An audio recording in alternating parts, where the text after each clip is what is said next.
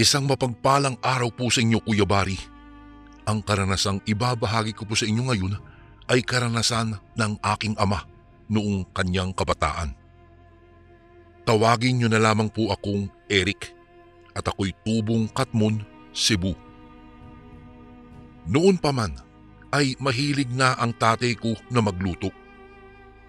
Sa edad na 15 anyos ay nakahiligan na niyang sumama sa kanyang tiyuhin na mahusay na kusinero sa tuwing inuupahan itong tagapagluto. Mapakasal, binyag, kaarawan o piyesta man ang handaan. Tumutulong-tulong siya rito dahil bukod sa marami daw siyang natututunan ay nagkakapera pa siya.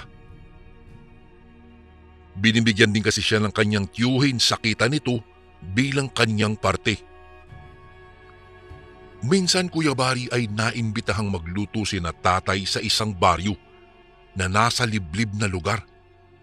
Hindi gaanong kabisado ng tiyuhin ni tatay ang baryo na iyon dahil sa isang beses pa lamang siyang nakarating doon, kaya kahit mataas pa ang sikat ng araw ay gumayak na sila patungo roon. Mahirap na raw kasing gabihin sa daan dahil baka maligaw pa sila.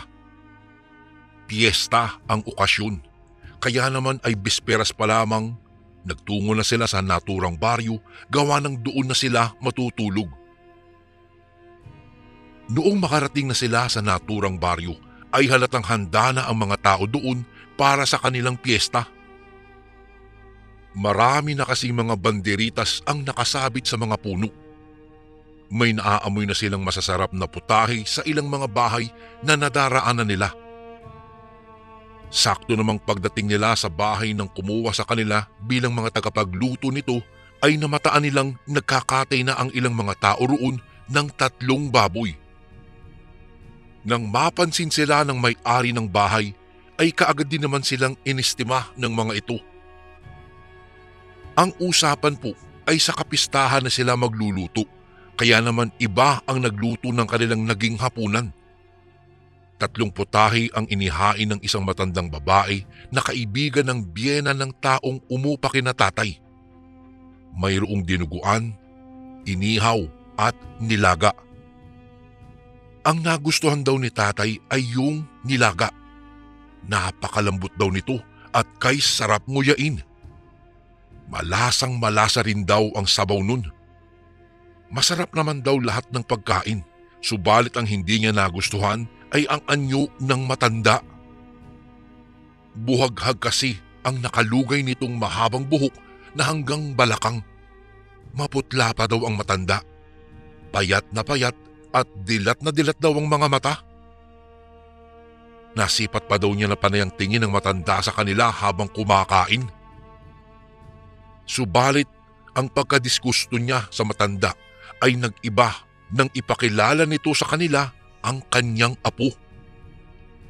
Para kay tatay, noon lamang daw siya nakakita ng pagkaganda-gandang babae. Tipong mahiyain daw itong si Charito. Laging nakayuko at kapag kinakausap ay hindi tumitingin ng tuwid. Para bang iwas na iwas itong makipagtitigan sa kahit na sino. Ay nako, pagpasensyahan nyo na si Charito. Mahiyain lang talaga yan, pero napakabait na bata. Sa katunayan nga, masarap yang magluto. Anong masasabi ninyo sa niluto niya ngayon? Masarap, di ba? Anang matanda na halatang proud na proud sa kanyang apo. Lalong nadagdagan ang paghanga ni tatay kay Charito. Para sa kanya, mukhang magkakasundo silang dalawa gawa ng pareho daw sila ng hilig ang pagluluto. 3:00 ng madaling araw, nagsimula ng gayat-gayatin daw ni tatay ang mga gagamiting sangkap sa mga iluluto nilang putahe habang ang kanyang tiyuhin naman ay abala sa paghihiwa ng mga karne. Nang may naulinigan si tatay na boses ng isang babaeng umiiyak, pinakinggan niyang mabuti kung saan nanggagaling ang paghikbi at nang matukoy kung nasaan iyon ay naglakas loob siyang puntahan ito. Para daw kasing may bumubulong sa kanya na tunguhin ang direksyon. Napadpad si tatay sa likod ng isang kamalig. Maliwanag pa naman ang sinag ng buwan noon, kaya kahit papaano ay naaaninag niya ang isang babaeng nakatalungko at nakatakip ang mga palad nito sa kanyang mukha. Nakalugay naman ang mahabang buhok ng babae. Miss? Ayos ka lang ba?" Mahinang tanong noon ni tatay. Nasipat niyang unti-unting umangat ang ulo ng babae at napatingin sa direksyon niya at bigla rin itong napatayo. Laking gulat na lamang ni tatay nang makita ang kaanyuan nito. Hubot-hubad daw ang babae na naglalangis ang buong katawan. Nang masinagan daw ng buwan ang mukha nito, ay naaninag niya ang kulubot na balat ng mukha ng babae. Mayroong mga nanlilisik na mga mata at nakalabas ang mga pangil nito. Sa nasaksihan ay napaatras daw si tatay. Hindi malaman kung ano ang gagawin dahil sa tindi ng sindak na nararamdaman niya ng mga sandaling iyon. Subalit narinig umano ni tatay ang boses ng kanyang tiyuhin na tinatawag ang kanyang pangalan. Napalingon siya rito at medyo nabawasan ng sindak na lumukob sa kanya. Subalit nang muli niyang tinapunan ng tingin ang kinaroroonan ng babae, ay hindi na niya ito nasilayan pa roon. Nagtaka pa raw ang kanyang tiyuhin nang bigla na raw siyang nawala doon sa pinaglulutuan nila. Nang sinabi naman niya rito ang kanyang nakita, natawa lamang ito gawa ng hindi naniniwala sa kanya at sinabing kailangan na daw nilang bilisan ang gawain para makauwi na sila ng maaga sa kanilang baryo. Bandang mga 10:30 na sila natapos sa kanilang pagluluto. Saktong-sakto lang para sa tanghalian ng mga bisita ng may-ari ng bahay.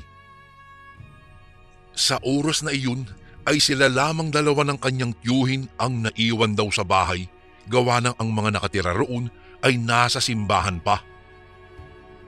Dahil sa pagod ay sumampa daw muna si tatay sa duyan na naroroon sa likod bahay.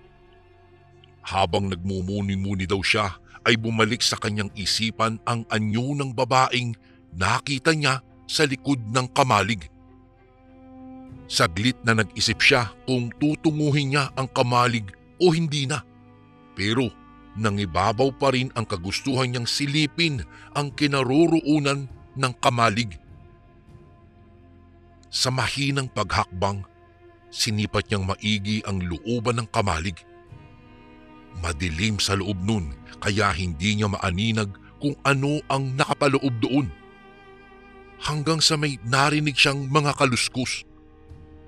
Pinakinggan niyang maigi at napagtanto niyang sa likurang bahagi ng kamalig iyon nang gagaling. Pagtingin niya, nagulat siya nang makita ang lola ni Charito doon. Ang buong akala niya kasi ay sumama itong nagtungo sa simbahan. May kinakain daw ang matanda na hindi malaman ni tatay kung ano. Kaagad kasing nagpunas ng bibig ang matanda at itinago sa likuran nito ang kamay na may hawak ng kanyang kinakain. Pero naamoy umano ni tatay ang malansang baho nun na tila ba sariwang karne. Kahit pa nagpunas ang matanda ay hindi naman nalinis ang mukha nito kaya nasipat pa rin ni tatay na may bakas ng dugo ang kanyang bibig hanggang sa pisngi na para bang hayok siyang nilalantakan ang kanyang pagkain. Nagulat din daw ang matanda nang makita siya na para bang nahuli siya nito na gumagawa ng isang krimen. Papaano ba naman kasi hindi ito makatingin ng diretso sa kanya at nauutal pa ang matanda nang tanungin siya nito kung ano ang ginagawa niya roon. Kaagad din naman daw na nagrason si tatay na naiihi siya. Pagkarinig ay bigla naman daw tumalikod ang matanda. Naiwan si tatay doon at nanlaki ang kanyang mga mata nang makita sa lupa ang ilang mga patak ng sariwang dugo. Nang makabalik na ang tatay sa kusina ay nagsidatingan na ang mga bisita. Nakalimutan na niya ang insidente kanina kaya tumulong na rin siyang maglapag ng mga pagkain sa hapag at napansin niya ang kakaibang putahe na naroroon. Alam na alam niyang kakaiba ito, gawa ng hindi sila ang nagluto doon, pero sa amoy pa lang ay natatakam na siyang tumikim sa putaheng iyon. Nang magsimula na ngang kumain ang lahat, ay hindi na nag-atubili pang tikman ni tatay ang kakaibang putahe. At anya ay malasang-malasa umano ang ulam na iyon. Noon lamang daw siya nakatikim ng ganoong putahe. Ganadong-ganado ang lahat sa pagkain. Masasarap din naman kasi ang mga niluto nila ng kanyang tiyuhin. Pero ang unang putahe na naubos ay yung kakaibang putahe na sa panlasa ng nakararami ay masarap na masarap talaga. Napatanong pa daw ang isang bisita kung sino ang nagluto at kung anong karning ginamit sa putaheng iyon dahil nga sa napakalambot at napakamalinamnam nito. Itinuro kaagad ng may-ari ng bahay ang tiyuhin ni tatay at sinabing, "Itanong niyo ho sa kusinero natin." Biglang naging isa ang paningin ng lahat sa direksyon ni na tatay. Hindi ka agad nakakibu ang tiyuhin ni tatay, gawa ng sa hindi naman siya ang nagluto sa putaheng tinutukoy ng bisita. "Masarap ang mga putahe mo, iho. Maaari ba kitang maimbitahan bilang tagaluto sa kasal ng aking anak?" Wika ng isa sa mga bisita. "Ginoo, itong aking apo na si Charito, masarap ding magluto at sa katunayan ay siya ang nagluto ng putahing unang naubos." Sabad naman ng lola ni Charito. At sa puntong iyon, Kuya Bari, napagkasunduan ng Ginoo at ng tiyuhin ni tatay na kukunin nga silang tagaluto sa kasal ng anak nito sa kabilang baryo. Maging si Charito ay kinuha rin ito dahil anito, gusto niyang maging representable ang mga pagkaing ihahain sa kasal ng kanyang anak. Pabor naman ito para kay tatay dahil nga sa gusto niyang mapalapit kay Charito. Sa pag-uwi nila, pinabaunan pa sila ng mag-asawang umarkila ng kanilang serbisyo ng mga putahing sila rin naman ang nagluto. At ang hindi nga nawala sa isipan ni tatay ay ang pagkasabik sa muling makita si Charito. Pagdating ng nakatakdang araw sa pagtungo ni na tatay sa kabilang baryo para sa nasabing kasalan, ay kabado si tatay. Nataon kasing nilagnat noon ang tiyuhin niya. Pero kahit na masama ang pakiramdam nito, ay nagtungo pa rin ito roon. Mahirap na kasing kansilahin pa, gawa ng mahihirapan ng makakuha pa ng papalit na kusinero. Pansin daw ni tatay noon na nanghihina na ang kanyang tiyuhin nang magsimula na silang magsalang ng mga malalaking kawa para sa mga lulutuing putahe. Kaya naman sinabihan niya itong magpahinga muna at siya na ang bahala sa mga gawain. Tutal ay kaya naman daw niya ang pagluluto. Hindi naman umangal ang kanyang tiyuhin at nagsabi na lamang na tanungin na lamang siya kung may mga nakaligtaan. Doon na ito pumwesto sa isang duyan malapit sa kanilang nilulutuan. 6:00 ng umaga ang kasalan, kaya hating gabi pa lamang ay naghahanda na sila. Nasipat naman ni tatay ang pagdating ni na Charito at ng kanyang lola. May daladala silang 2 balde na kulay itim. Binati naman ni tatay si Charito nang napadaan nito sa kanya na sinuklian naman ng tipid ng ngiti ng dalaga. Ang tanglaw nila noon ay mga naglalakihang sulo at ang liwanag ng buwan. Ganon po kasi ang paniniwala nila noon, Kuya Bari, na mas mainam daw na ikasal kapag kabilugan ng buwan. Bukod kina tatay ay may mga tao din naman na tumutulong doon na magluto. May nakatoka para sa lechon at mayroong nagdedekorasyon. Kumbaga, Maingay ang paligid at hindi ka aantukin. Habang naghihintay daw si tatay na lumambot ang karning nakasalang, ay pasimple namang siyang lumapit kay Charito na naghahanda ng mga sangkap sa isang lamesa. Nakapatong din doon ang 2 balde na may takip. Charito, kamusta na?" Bati niya rito. Sinagot naman siya ng dalaga. Anong lulutuin mo ngayon, Charito?" Tanong niyang muli. Sa tinuran ay napatingin ang dalaga sa mga balde at sumagot ng, "Yung paborito kong putahe." Balak niya pa sanang magtagal ang usapan nila, subalit batid niyang nakakadisturbo lamang siya sa ginagawa nito, kaya naman bumalik na lamang siya sa kanyang pwesto matapos na magpaalam dito. Pinanood na lamang niya itong abala sa kanyang ginagawa. Maya-maya, nasipat niyang mukhang hirap si Charito sa pagbuhat sa balde, ay kaagad niyang nilapitan ito para buhatin ang balde malapit sa nakasalang na kaldero. Wala na ang takip ng balde, kaya naman nagulat siya at nalanghap niya ang tila nakakasulasok na amoy na laman nun. Dala ng pagtataka, inilapag niya ito at inaninag ng gusto kung ano ang mga iyon. Hindi na siya nakapagsalita pa nang marinig niya ang tinig ni Charito. Salamat, pero makakaalis ka na." Kasabay ng mahinang pagtulak nito sa kanya.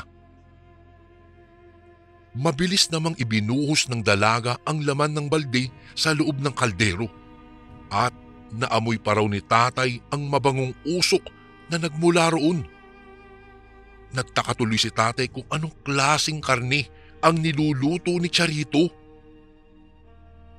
Matagal na tapos si Charito sa kanyang mga putahing niluluto. Pinagmasdan kasi siya ni tatay at nasipat din itong nakabalik na pala ang lola ni Charito mula sa kung saan ito nagtungo. May dala naman itong isang supot na sa palagay ni tatay ay naglalaman ng karne. May mga dugo pa kasing tumutulo mula roon. Nang malapit na ring matapos ang tatay, ay nag-unat-unat ito. Sakto namang bumangon ang kanyang tiyuhin dahil saan ito, mukhang umayos na ang pakiramdam niya. Ito na ang nagpatuloy sa niluluto ni tatay. Kumuha na lamang ang tatay ng mga panggatong na nakapatong doon sa gilid ng bahay. Nang madaanan daw si Charito, binati niya ulit ito pero hindi na siya tinapunan pa ng tingin ng dalaga. Pansin niya na tila nangangati ito, gawa ng kamot daw ng kamot ito sa kanyang likod.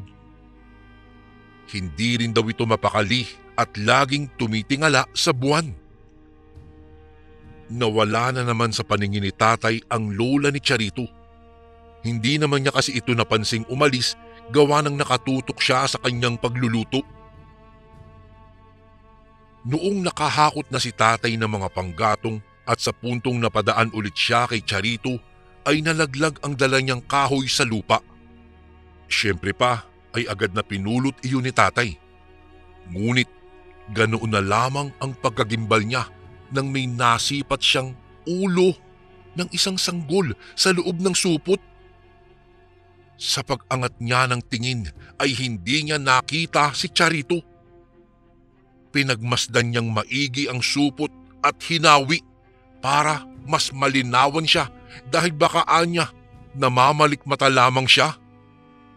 Subalit hindi talaga siya nagkamali. Ulo nga ng isang sanggol ang naroroon. Ilang ulit din siyang napalunok dahil nga sa nagtataka siya kung bakit may ulo roon ng sanggol. Ano kaya ang gagawin ni Charito doon sa isip-isip niya? Nagmadali siyang inihatid ang mga panggatong sa kanyang tiyuhin at hinanap si Charito para itanong kung para saan ang kanyang nakita sa loob ng supot na iyon. Subalit nakailang ikot na daw siya sa bakuran, maging doon sa mga naglalagay ng dekorasyon ay hindi niya nakita si Charito. Nagpasya na lamang siyang bumalik sa pinaglulutuan nila. Sa pagbalik niya roon, nasipat naman niya ang lola ni Charito na naghahalo ng niluluto nito. Tinanong niya kung nasaan si Charito at sumagot itong nasa palikuran daw at sumakit daw ang tiyan. Nang sipati naman ni tatay ang supot na naglalaman ng ulo ng sanggol ay wala na itong laman. Laking gulat na lamang niya nang makitang nasa loob na ito ng kaldero at pinakukuluan na ng matanda. Hindi maipinta ang mukha ng tatay noon. Kahit na tinatambol na ang kanyang dibdib ay ibinaling na lamang niya ang atensyon sa pagtulong sa kanyang tiyuhin na maihain na ang panghuling putaheng niluluto nito. At nagmatsyag din siya sa ginagawa ng matanda. Doon sa handaan, maraming bisita ang dumalo. Ang lahat ay nasarapan sa mga inihain sa mesa.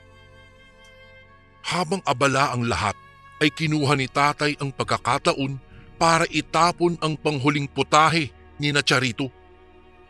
Kinuha niya ang kasirolang pinaglagyan nun at mabilis na itinapon ang putaheng naroroon, ang sikretong putahe ni na Charito. Nag-ingat siyang mabuti na walang nakakita sa ginawa niya. Matinding kaba umano ang nadarama niya noon, ngunit anya, mas mabuti nang gawin iyon kaysa ipakain sa mga bisita. Hindi na rin nakakain ang tatay at ang tiyuhin niya. Pareho silang walang gana noon. Mas pinili na lamang nilang umuwi. Tutal nabayaran naman sila ng mga umupa sa kanila. Sinamahan na rin niya ang tiyuhin sa kubo nito para naman mabantayan niya ito. Mas lumala kasi Kuya Bari ang lagnat ng kanyang tiyuhin. Wala pa naman itong kapitbahay gawa ng nasa dulo ng kakahuyan ang kubo nito. Pagsapit ng gabi, mas lumiwanag pa ang bilugang buwan kaysa noong nagdaan. Hindi dinalaw ng antok ang tatay ng gabing iyon. Bumalik sa kanyang isipan ang nakitang ulo ng isang sanggol. Doon niya napagtantong baka ang natikman niyang putahe noon ni na Charito ay karne ng sanggol din. Kung ganoon ay mga aswang sila. Sa isip-isip ito umano ni tatay. Ang kanyang pagmuni-muni ay nahinto nang makarinig siya ng mga kaluskos sa labas ng kanyang kubo. Akala niya ay ang tiyuhin niya lamang itong lumabas, subalit nang marinig niya ang kakaibang ungol na tila ba hagok ng kung anong nilalang, ay tila kinutuban na siya na baka aswang ang naroroon sa labas ng bahay. Sinilip niya ang kanyang tiyuhin, ngunit mahimbing itong natutulog. Patuloy pa rin ang pag-ungol sa labas ng kubo. Kahit kinakabahan ay nagtungo si tatay sa kusina at dumukot ng asin mula sa lagayan nito. Isang dakot iyon at ang kabilang kamay niya ay kumuha ng bawang at inilagay niya sa kanyang bulsa. Sunod namang niyang kinuha ay ang itak ng kanyang tiyuhin. Lakas loob siyang lumabas dahil batid niyang mayroong pakay ang aswang sa kanila. Sa kanyang paglabas, nakita niya ang isang baboy na kulay itim. Subalit nang lumikha ito ng hagok, ay biglang umalulong ang nasabing baboy.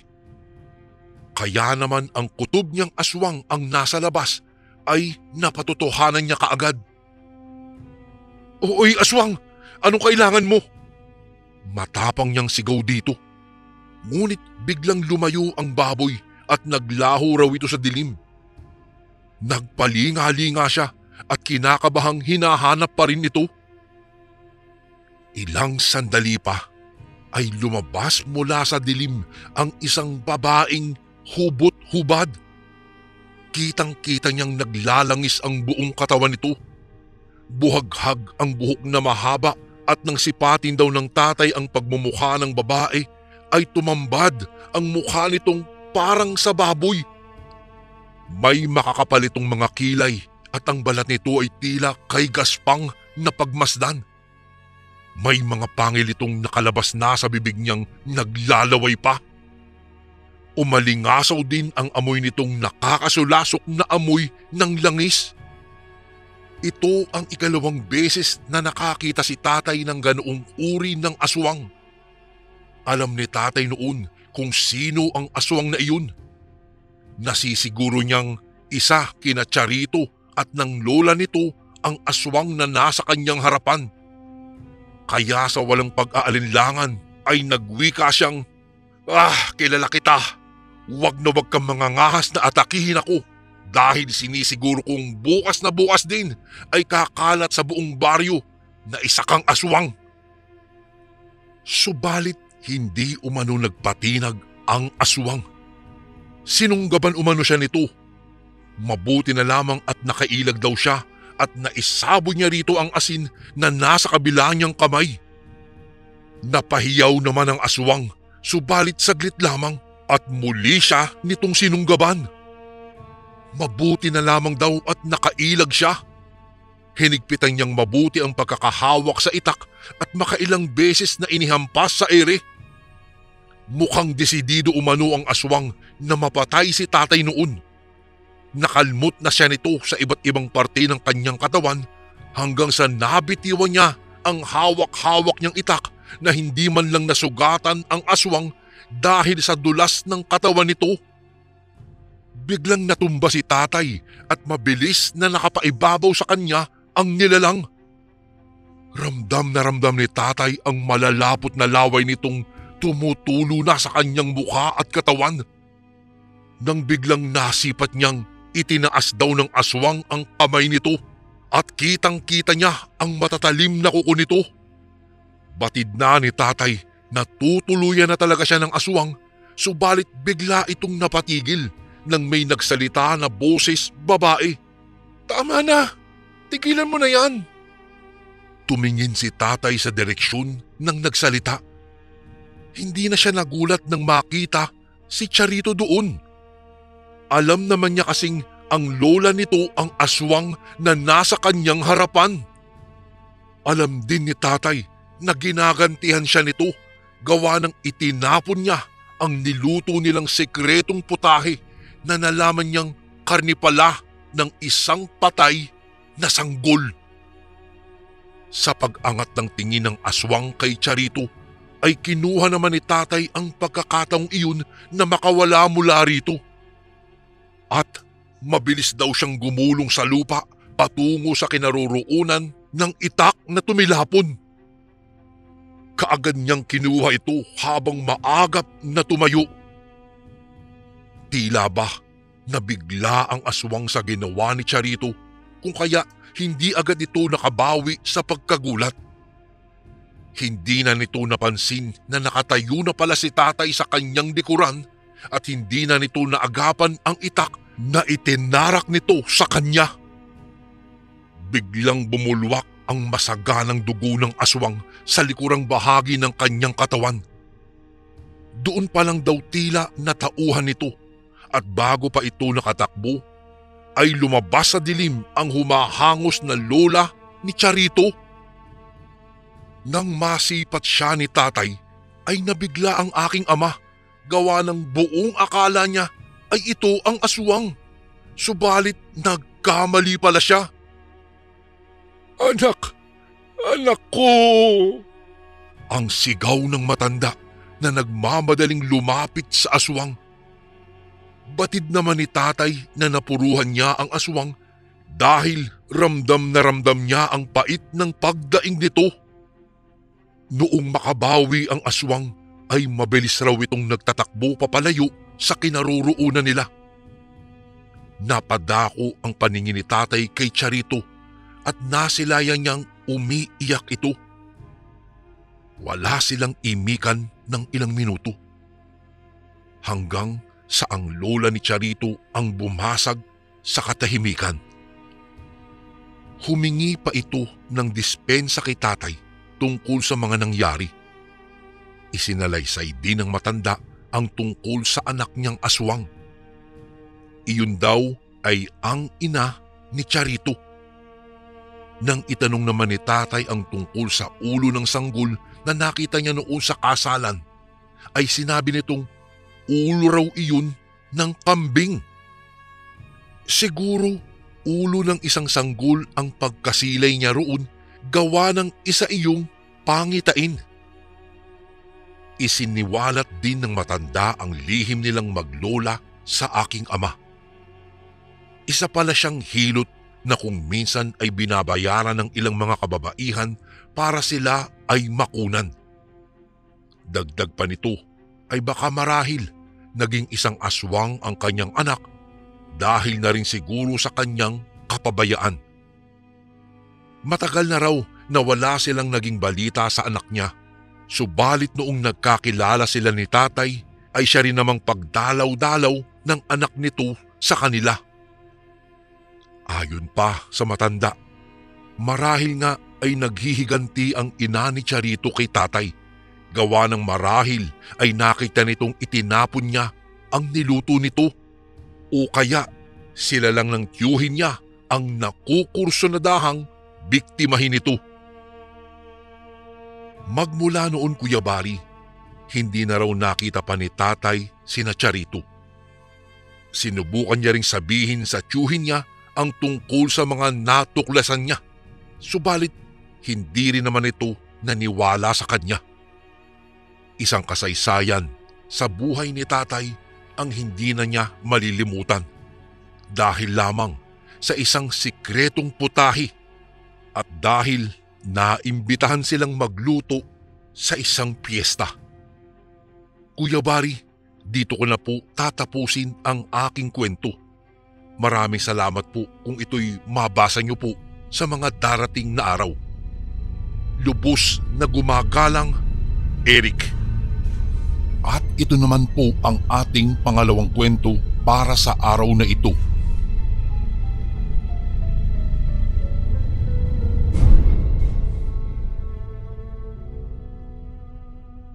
Isang magandang araw po sa inyo, Kuya Bari.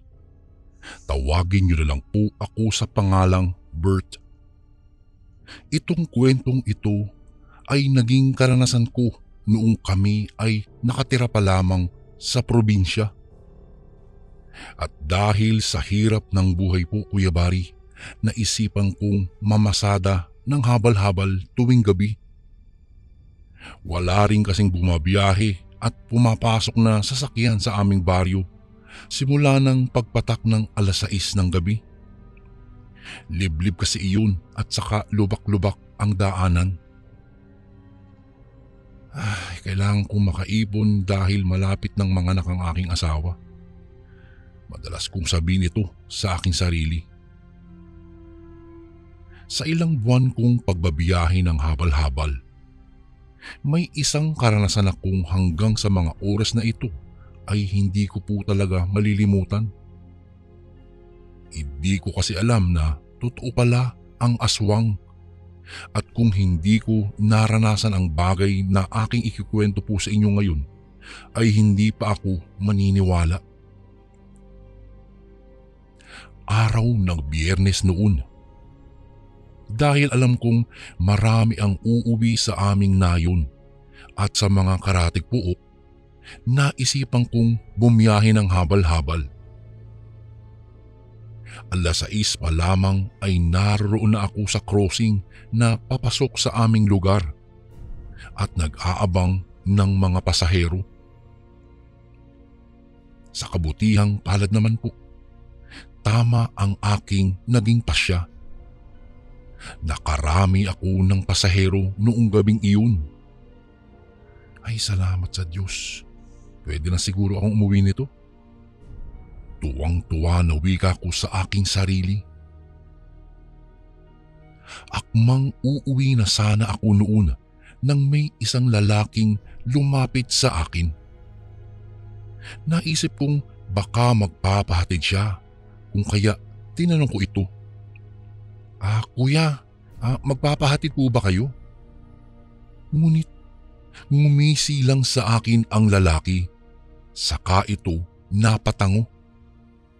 Tinanong ko siya kung saan ko ba siya ihahatid at ang sabi lang niya ay, sa baryo ninyo ako tutungo.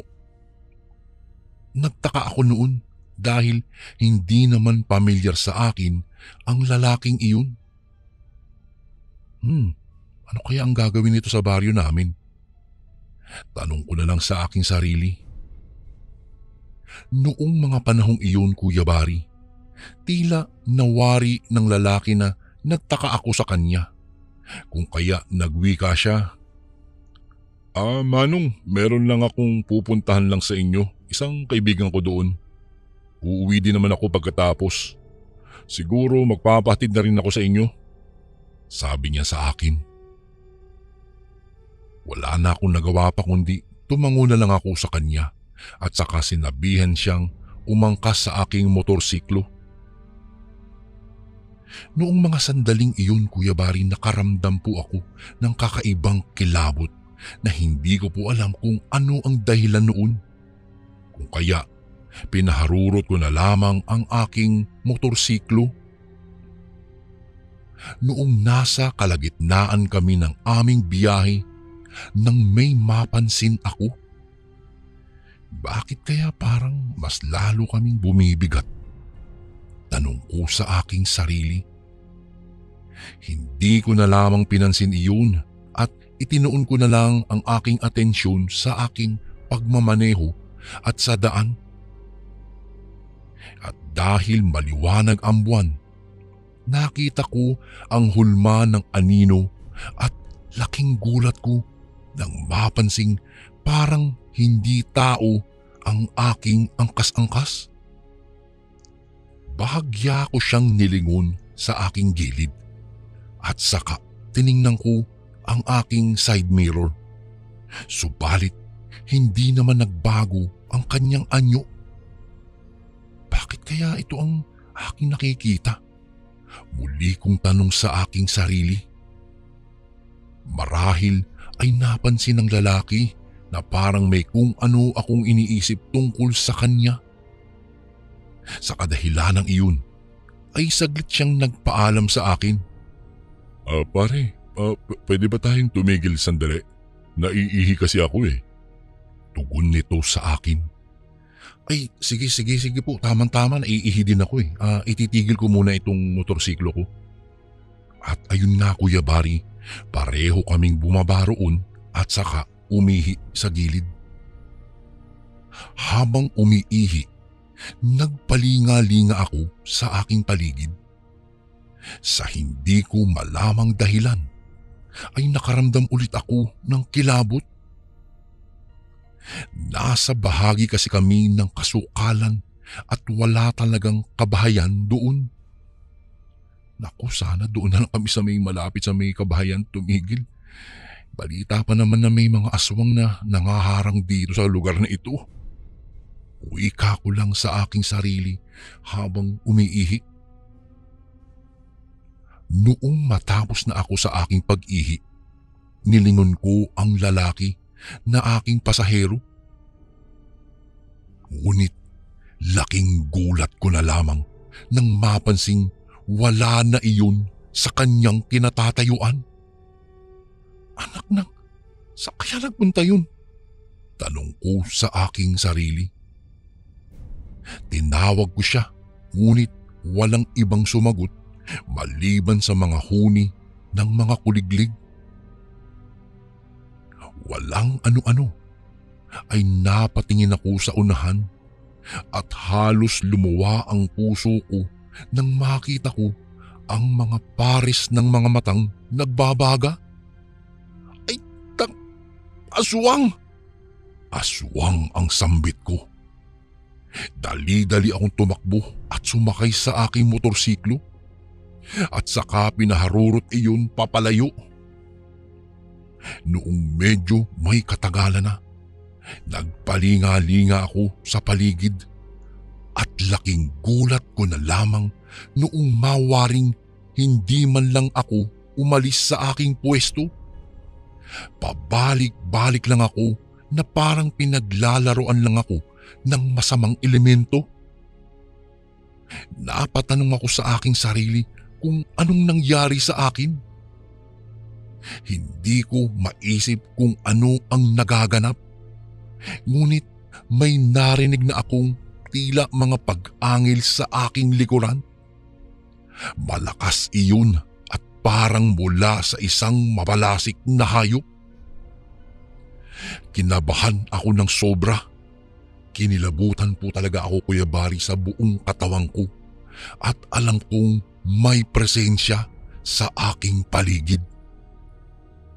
Maya-maya'y dahan-dahan akong napalingon sa bandang gilid ko at halos mapasigaw ako sa gulat nang makitang may isang malaking aso na nakatayo sa bandang likod ko.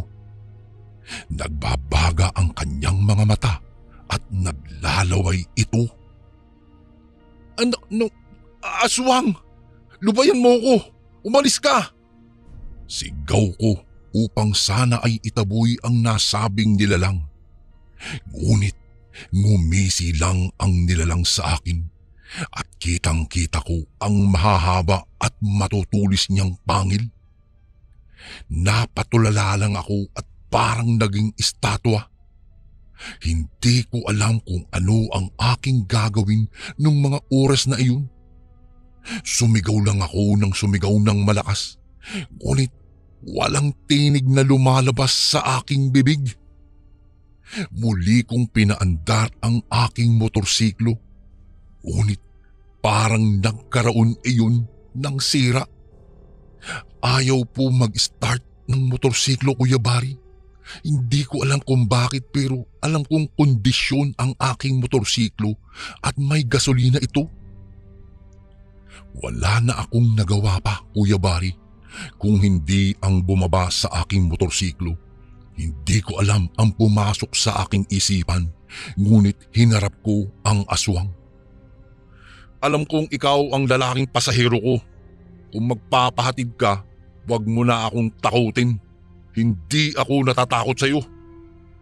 Pilit kong itinatago ang aking takot at hindi iyon pinahahalata.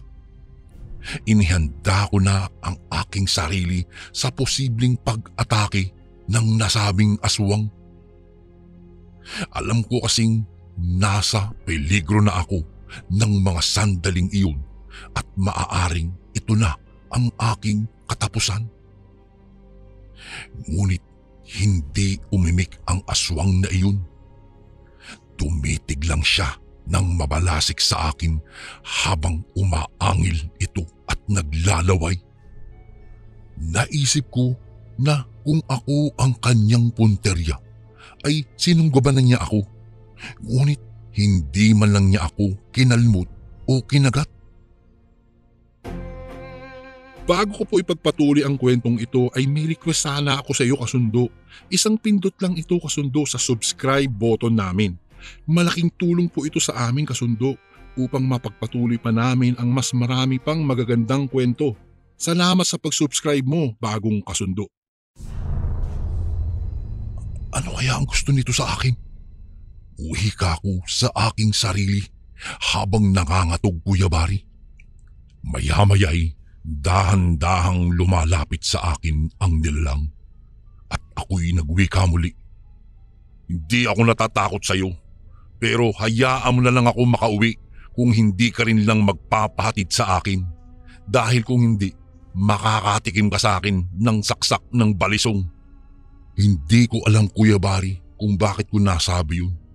Wala naman akong dalang balisong ng mga oras na iyon. Ngunit kakaiba ang nangyari. Biglang tumakbo iyon ng mabilis papalayo. Hindi ko alam kung saan siya nagpunta dahil bigla na lamang siyang nawala sa karimlan. Kung kaya ginamit ko na ang pagkakataong iyon. Dali-dali akong bumalik sa aking motorsiklo at saka pinaandar iyon. Sa kabutihang palad ay umistart ito kaagad. Nakaalis ako sa lugar na iyon. Panay ang dasal ko habang bumabiyahe at kinikilabutan pa rin ang buo kong katawan. Habang humaharurot ang aking motorsiklo ay nagpapalinga-linga pa rin ako. hindi pa rin maalis ang kilabot sa aking buong katawan. Maya-maya'y narating ko na rin ang aming baryo. Pagkadating ko sa aming bahay, gulat na gulat ang aking misis dahil namumutla daw ako. Kung kaya ikinuwento ko sa aking asawa ang nangyari. Nabahala siya dahil baka raw nasundan ako ng aswang. Ano ka ba naman, Bert? Sinabi ko naman sa iyo, di ba? Huwag kang masyadong magpapagabi dahil baka ibang pasahero na ang maisakay mo. Wika ng aking nag-aalalang misis. Hindi ko naman alam na aswang pala yun eh. Pasensya na, hayaan mo sa susunod mag-iingat na lang ako. Hindi na lang ako mamamasada ng habal-habal ko kapag pasado 6:00 na siguro. Nanghihinang wika ko sa aking asawa. At noong nasa ganoong sitwasyon kami nang biglang may marinig akong paghuni ng tiktik. Nagulat kaming mag-asawa kasi umaaligid iyon sa aming bahay. Kaya naman nalaman kong ito na siguro yung aswang na naingkwentro ko. Naisip kong bigla na baka niya ako sinundan ay ang pakay niya talaga ay ang buntis kong asawa. Maya-maya'y mas lalong bumilis pa ang paghuni noon na animoy sabik na sabik ito. Mas lalong lumakas pa ang mga pagpagaspas ng pakpak nito at ito'y patuloy na umiikot-ikot sa bahay namin. Maya-maya'y nagreklamo ang aking asawa na sobrang sakit daw ng tiyan niya. Dahil doon, kinuha ko na ang itak at saka dali-daling bumaba sa aming bahay.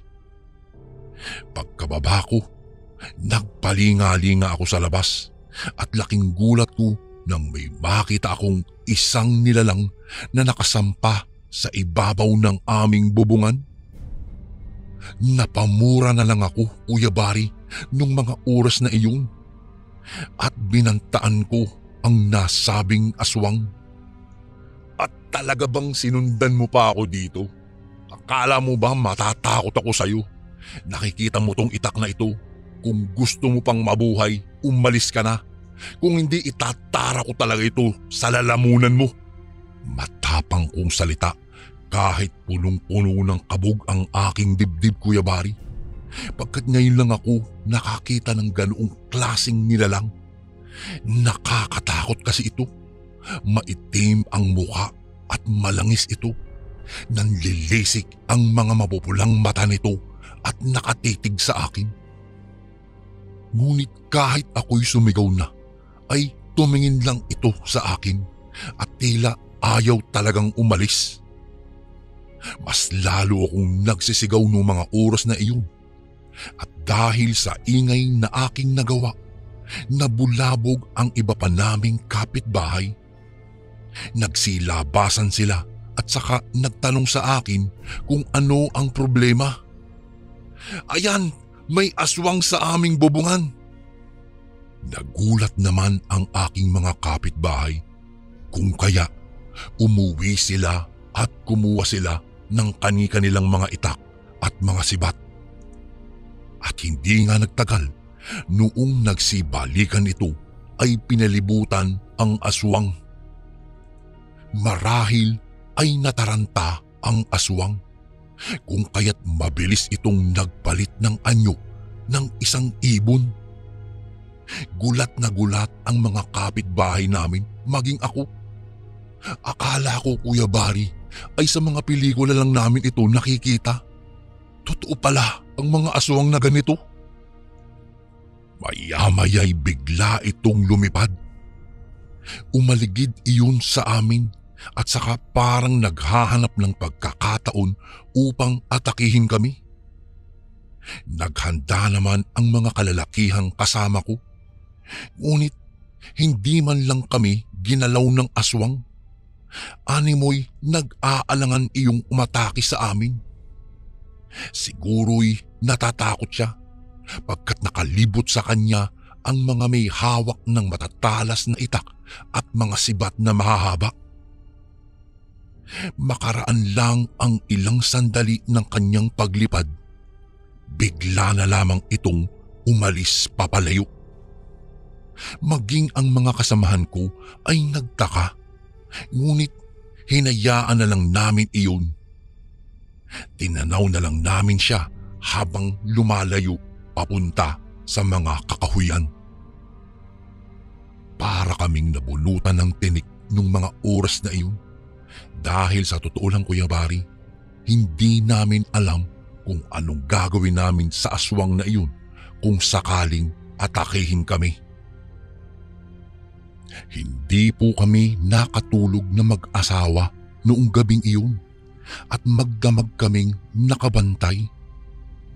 Baka kasi bumalik pa ang nilalang sa amin at talagang hindi po namin alam ang gagawin namin, Kuya Bari.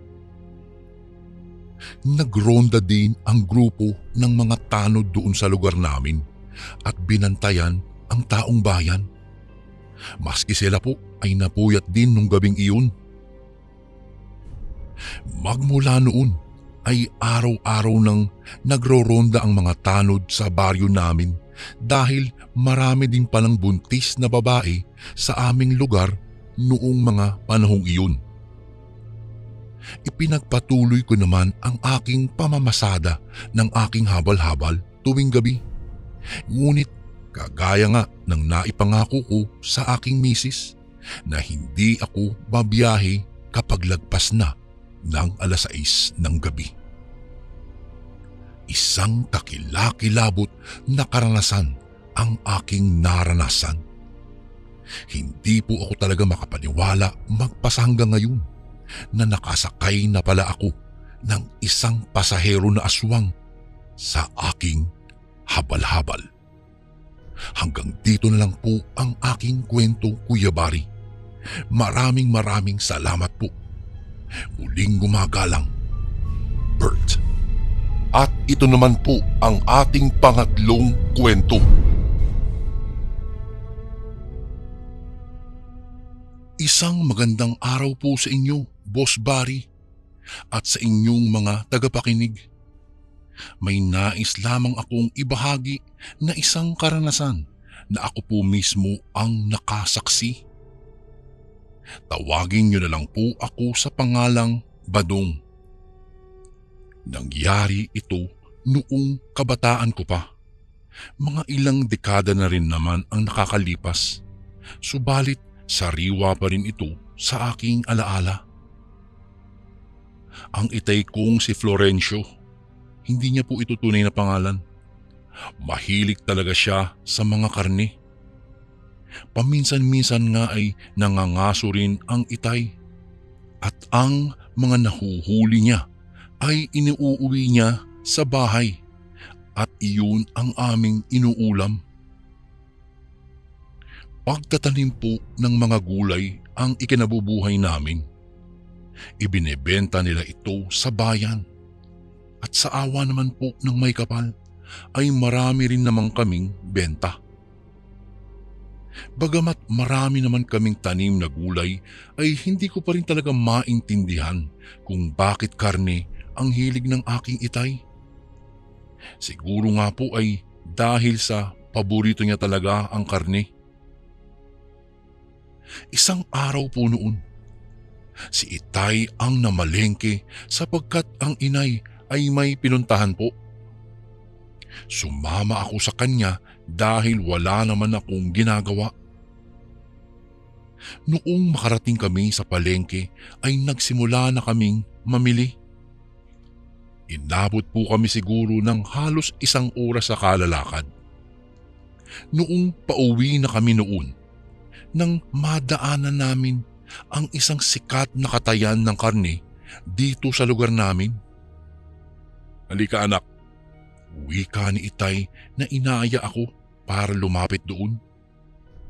Sumunod lamang ako habang napapailing. Ang sabi ko lang, nako, ayan na naman siya. O Florencio, ikaw pala. Halika, may mga bago kami dito. Sariwa pa yung mga yan. Sambit ng isang lalaki doon na may kalakihan rin ang katawan. At saka mukhang suki na ito ni Itay. Uy, ganun ba? Naku, oo nga no. Mukhang bagong-bago pa to ah. Sige, bibili ako. Sabi ng aking Itay. Ngunit sinaway ko ito. Tay, sandali lang po. Bibili po ulit kayo ng karne. Hindi po ba sabi ni Inay, wag na muna kayong bumili ng karne kasi po mayroon pa sa bahay. Tsaka maraming gulay naman dun, Tay, na pwedeng ipang ulam. Wika ko, napakamot-kamot ng ulo. Ay, ako na ang bahala sa nanay mo, anak. At saka, sayang naman tingnan mo, sariwang-sariwa pa itong karne tapos mura pa. Pangangatwiran lang nito sa akin. Napailing na lang muli ako, Kuya Bari, at wala nang nagawa. Ay, sige po, kayo po ang bahala. Basta talaga karne, hindi niyo po papalagpasin talaga.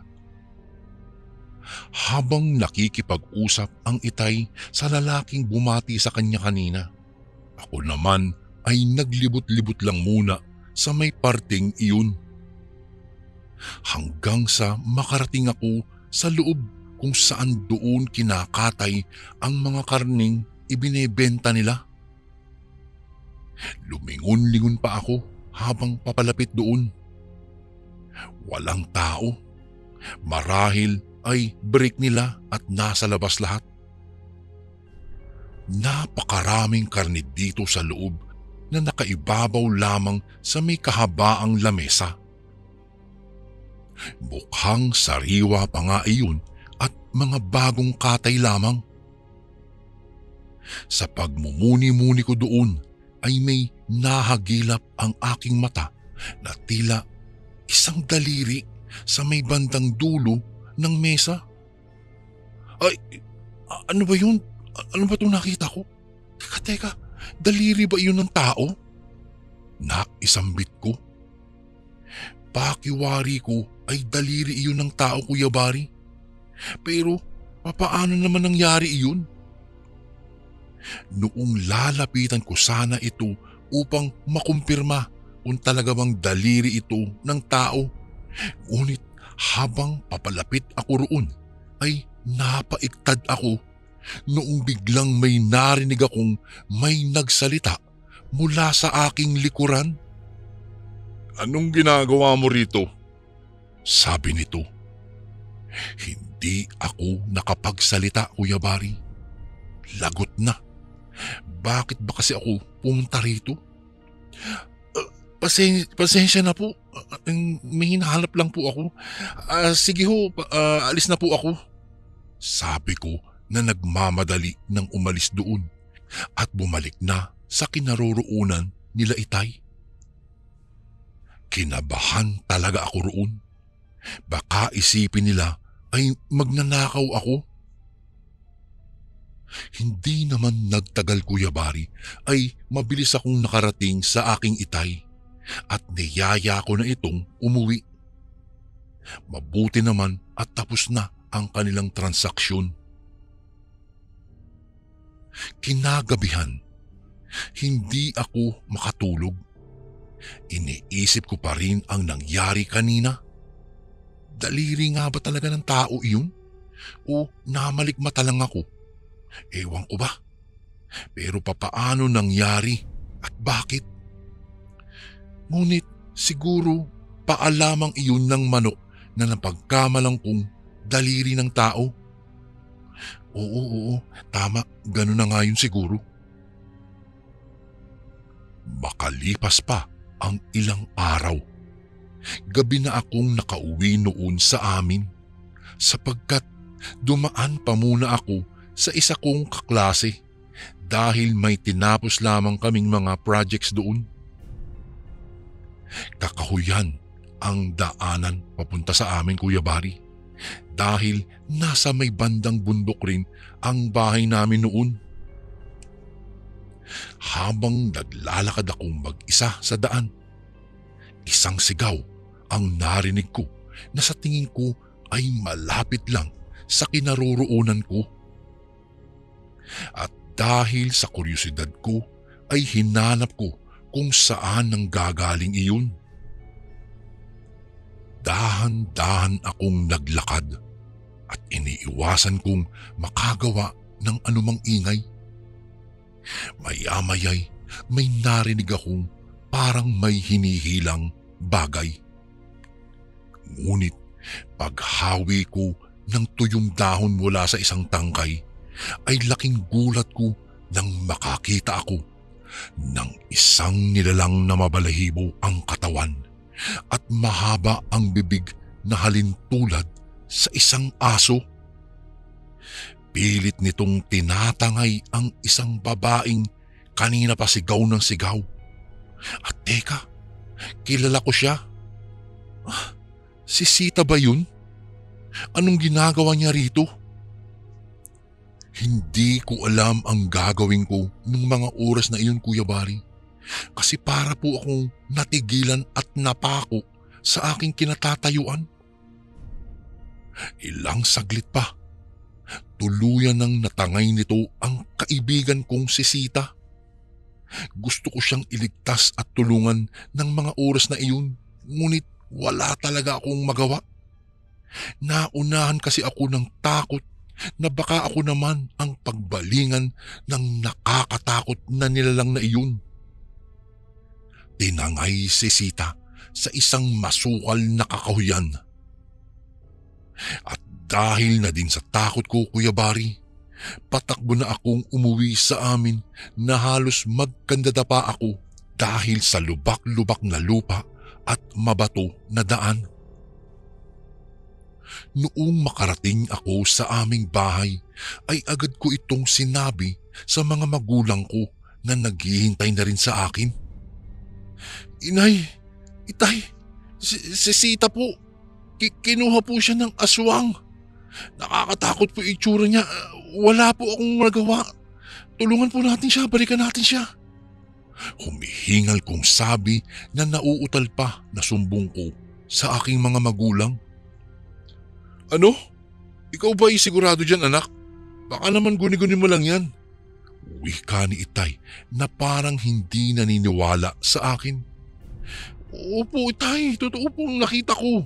Kinuha talaga siya ng aswang. Kitang-kita ko po. Pagpipilit ko dito. Nagkatinginan pa muna sila Inay at Itay bago nagsalita ang aking ama. Sigurado ka ba doon sa nakita mo? Baka naman guni-guni mo lang yun. Siguro pagod ka lang kaya kung ano-ano nakikita mo. Pero Tay, kitang-kita ko po. Kaibigan ko yun eh. Kilalang-kilala ko. Anak, sige na, magpahinga ka na lang muna. Matulog ka na at baka pagod lang yan. Sige na, huwag matigas ang ulo mo. Sambit ng aking ama habang napatingin ako sa aking ina. Wala rin namang nagawa ang aking nanay kung kaya't umalis na lang ako at pumunta sa aking silid. Bago ko po ipagpatuloy ang kwentong ito ay may request sana ako sa iyo, kasundo. Isang pindot lang ito, kasundo, sa subscribe button namin. Malaking tulong po ito sa amin, kasundo, upang mapagpatuloy pa namin ang mas marami pang magagandang kwento. Salamat sa pag-subscribe mo, bagong kasundo.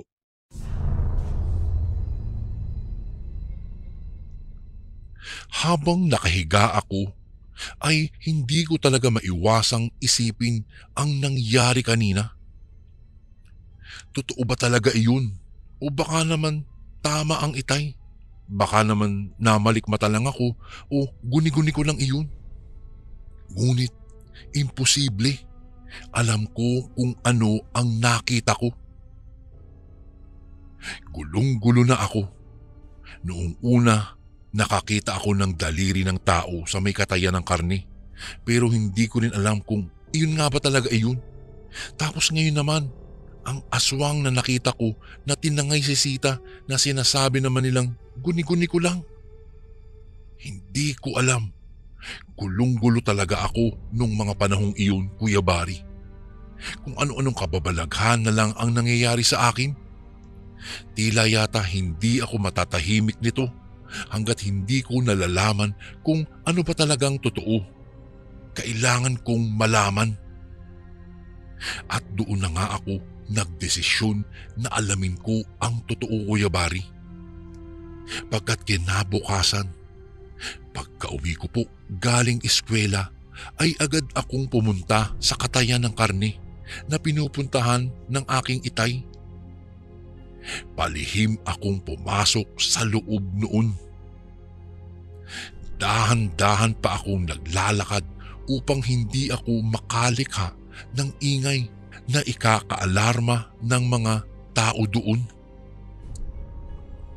Dahan-dahan kong binuksan ang pintuan nito. Sumalubong sa akin ang masangsang na amoy rito sa loob, gaya nung unang pagpasok ko dito. May mga naiwang duguring sa sahig at mukhang mga sariwa pa ito. Umagaw sa pansin ko ang nakita ko sa may bandang dulo. Doon muli sa may kahabaang lamesa. Lumapit ako roon at laking gulat ko na lang nang makita ko kung ano iyon. Halos magkandaduwal ako sa nakita ko, Kuya Bari. Mga putol na kamay ng tao. Paano ito nangyari? At kung ganoon, totoong daliri ang nakita ko nung isang araw. Hindi talaga ako makapaniwala. Dali-dali akong nagtago nang makarinig ako bigla ng mga yabag na papalapit dito. Nataranta pa ako noon kung saan kaya ako magtatago. Handa na ba ang mga gamit?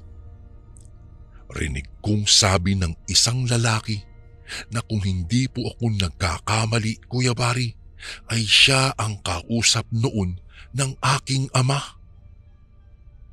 Mas lalo akong kinabahan kung kaya't dumapa ako. Sumilip ako mula sa may nakatambak na sako na pinagtataguan ko. Halos mawala ang kaluluwa ko noong masipat ko na may hawak-hawak silang isang babae at walang iba kung hindi si Sita. Siguro po ay alam nyo na kung ano ang tumatakbo sa isipan ko noon. Pinakinggan ko ang mga usapan pa nila at ako'y hindi talaga lubos na makapaniwala, Kuya Bari. Kumpirmado akong mga aswang sila at ang mga ibinibenta nilang karne ay hindi galing sa mga hayop kung hindi karne ng tao. Mga lamang loob ito ng mga tao. Sige, ihigaan nyo na yan. Simula na ang pagkatay dyan. Sabi pa ulit ng lalaki na inutusan ang mga kasamahan niya. Sigaw ng sigaw at nagpupumiglas itong si Sita. Ngunit walang boses na lumalabas sa kanyang bibig dahil ito'y may nakasalpak na basahan. Lumuluha na noon si Sita at patuloy na nagmamakaawa. Subalit tila bingi ang mga ito na walang naririnig. Hindi yata ito kaya ng aking konsensya. Hindi ako papayag na gawin nila ito kay Sita. Kabado man ako, ngunit lakas loob ako lumabas sa pinagtataguan ko. Dahilan iyon upang makita nila ako. Lumapit sila sa akin at tinangka akong hulihin. Sinubukan ko silang labanan, ngunit ang kinahandungan ko ay nahuli pa rin nila ako. Marami sila at isa lamang ako. At isa pa, walang laban ang 17 anyos na gaya ko sa mga malalaki nilang katawan. Ikaw ang anak ni Florencio, hindi ba? Sayang, suki ko pa man din siya sa mga karne ko. Ngunit malas niya lamang sapagkat masyadong pakialamero ang kanyang anak. Wika ng lalaki na lumapit sa akin habang hawak ako ng dalawa niya pang kasama. Napakasama niyo! Mga halimaw kayo! Sigaw ko sa kanya. Ang tapang mo naman, pero huwag kang mag-alala. Oras na makatay ka na namin. Ibebenta ko ang karne mo sa ama mo at ipapakain ko yun sa kanya. Natatawang wika nito habang ako naman ay pilit na nagpupumiglas at nagkakandaiyak na. Nang ilalagay na rin sana nila ako sa isa pang mesa, ay bigla na lang may mga nagsigawang tao mula sa labas. Ayan, narinig na kayo ng mga tao. Wala na kayong kawala, kaya sumuko na kayo. Sabi ko na lang at nabuhayan ng aking loob. Maya-maya pa ay naramdaman naming tila binabalot na ng usok ang kinaroroonan namin. Mayroon na palang nagaganap na pagliyab ng apoy. Nabitawan na rin ako ng dalawang lalaki dahil sa pagkagulat nila sa nangyayari. At doon ako naghanap ng pagkakataon upang makatakas. Dali-dali kong pinuntahan si Sita at tinanggal ang kanyang mga tali sa kamay. At saka sabay na kami tumakbo palabas doon. Ngunit sa aming pagtakas, nakita nila kami at hinabol kami. Nakakandado pala ang pintuan kaya't hindi ito mabuksan. Kaya naman napilitan kami sa bintana na lang dumaan malapit din doon sa may pintuan. Pinauna kong lumabas si Sita at ako naman ang sumunod. Ngunit sa kasamaang palad, habang palabas na ako ay biglang nahawakan ng aking paa at pilit itong hinihila pababa. At dahil din sa kumakalat na ang apoy at kumakapal na rin ang usok, ay halos mawala na rin ako ng pag-asa noon, Kuya Bari. Sinabi ko rin kay Sita na umalis na siya, ngunit imbis na gawin niya iyon ay naghanap siya ng maipapalo sa humihila sa paa ko. At salamat naman at nakahagilap siya ng bakal at iyon ang ginawa niya. Malakas na naipukol ni Sita ang bakal dun sa humahawak sa akin, dahilan para makawala ako. At tuluyan na nga akong nakalabas ng bintanang iyon kasama si Sita. Kahit masyadong makapal na ang usok ay pinilit pa rin naming makalabas doon. Hanggang sa tuluyan ng nagliyab ang buong katayan ng karne. Nasunog ang katayan ng karne kasama ng 3 lalaki na hindi pala mga tao. Ngunit gayon pa man, Kuya Bari, hindi ko lubos batid kung nasunog ba sila talaga o nakatakas bago tuluyang masunog ang buong katayan ng karne. Ngunit ano pa man ang totoo, ay masaya akong nakalabas kami ng buhay roon kasama ang kaibigan kong si Sita. Matapos mangyari ang trahedyang iyon, ay napaisip ako, Kuya Bari. Hindi kaya nayanggaw ang aking ama dahil sa mga karne na nakain niya mula sa katayan na iyon? Sumangguni po ako sa isang albularyo at hindi nga nagtagal ay dinala ko ang aking ama at siya ay ginamot po ng albularyo. Makailang beses din kaming pabalik-balik sa bahay ng albularyo hanggang sa tuluyang nawala na ang pagiging aswang ng aking ama. Noong kausapin ko ang aking ama, ay natatandaan daw niya na minsan lang daw siya na napabili doon sa taong iyon. Kaya pala hinahanap-hanap niya ang karning iyon dahil nagbabago na pala ang kanyang pagkatao. Matapos iyon ay nagpasalamat naman sa akin ang aking ama noong mga panahong iyon. Ngunit makalipas lang ang ilang buwan ay namayapa na rin ito. Nawalan man ako ng ama, ngunit nagkaroon naman ako ng bagong pag-asa sa buhay. Naging misis ko si Sita at kasalukuyang pong may 2 na kaming anak ngayon, Kuya Bari. Isang kasaysayan ang hindi ko po malilimutan hanggang ngayon. Napapaluha pa rin ako hanggang ngayon sa tuwing maaalala ko ang aking namayapang ama. Isang mapagmahal na ama ang lumisan dahil lang sa nakain niya mula sa katayan ng karne. Hanggang dito na lang po ang aking kwento, Kuya Bari. Maraming salamat po. Lubos na gumagalang, Badong. And again, maraming salamat po mga kasundo.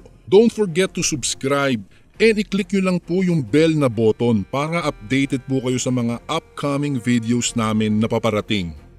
Maraming salamat po ulit. God bless and ingat po lagi dyan.